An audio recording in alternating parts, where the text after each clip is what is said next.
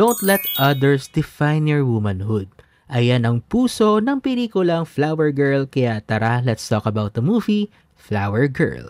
So first of all, Flower Girl is a movie wherein marami tong tinuturo. Especially very perfect siya dahil ito'y pinapalabas ngayong Pride Month. And nagtuturo siya pero hindi siya nagiging very very preachy.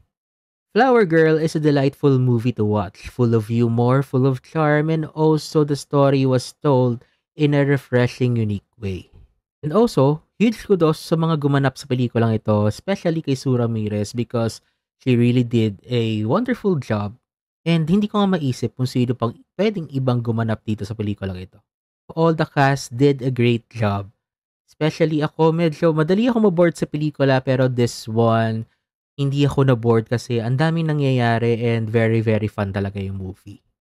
So, oras na nga para hanapin si Pucci and mahanap natin si Pucci dahil ang Flower Girl ay papalabas na sa June 18 sa cinemas near you.